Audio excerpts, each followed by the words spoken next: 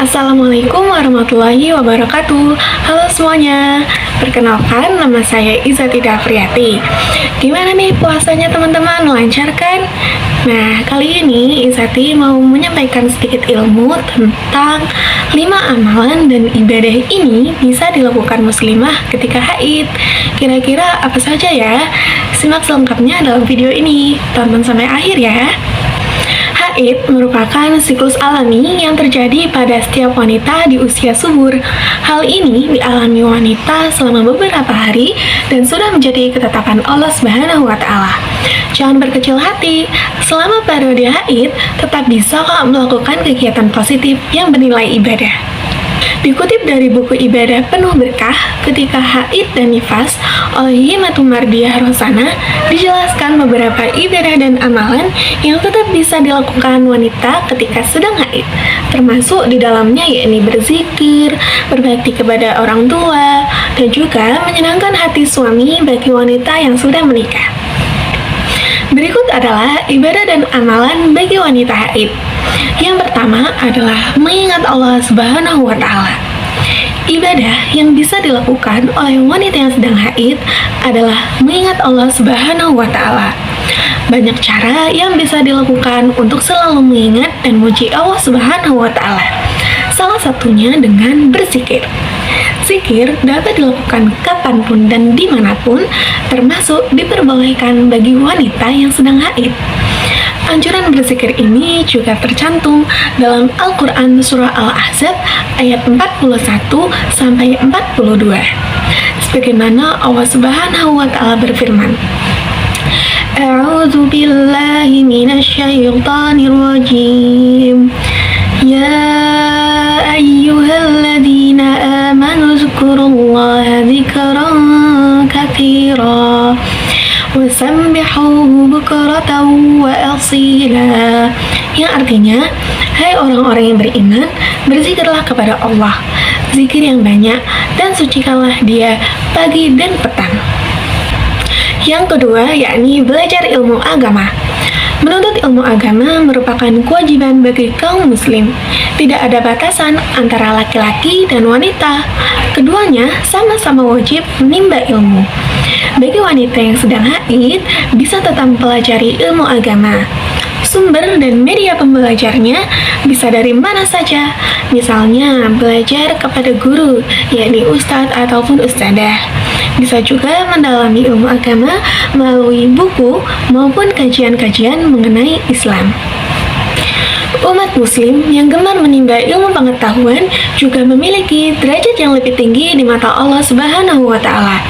Hal ini sebagaimana tercantum dalam Al-Quran Surah Al-Mujadilah ayat 11 yang berbunyi, A'udzu billahi minasyaitonir rajim.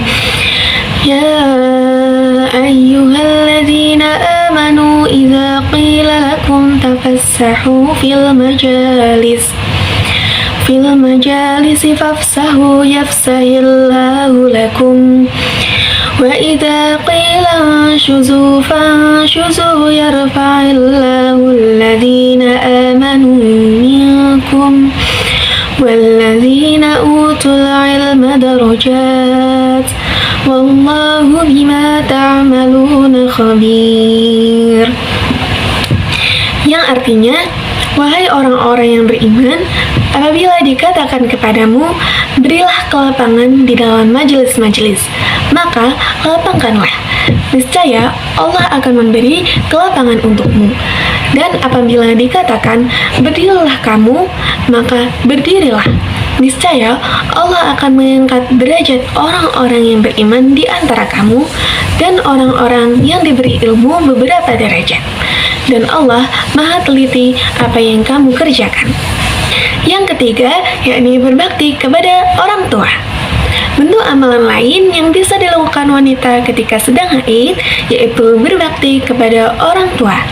Sebagai anak wanita harus berbakti kepada ibu dan bapaknya. Jika kedua orang tuanya masih ada, bisa dilakukan dengan berbuat baik.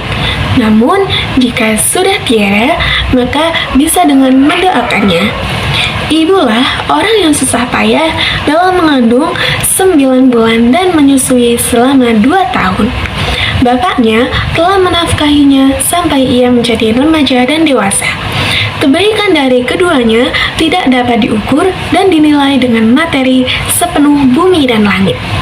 Perintah berbakti kepada orang tua tercantum dalam Al-Quran Surah Luqman ayat 14 yang artinya, dan kami perintahkan kepada manusia agar berbuat baik kepada kedua orang tuanya.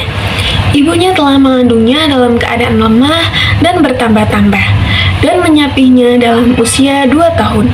Bersyukurlah kepadaku dan kepada kedua orang tuamu, hanya kepada aku kembalimu. Yang keempat, menyenangkan hati suami.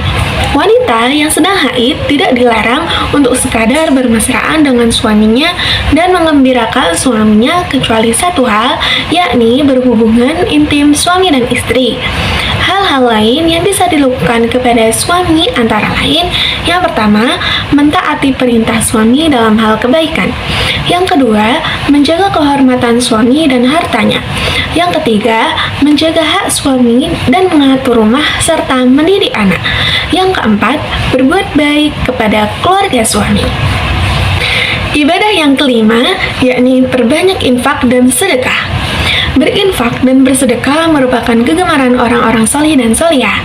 Perbanyaklah memberikan hidangan atau makanan bagi mereka yang sedang berpuasa, terutama bagi kaum yang sangat membutuhkan makanan.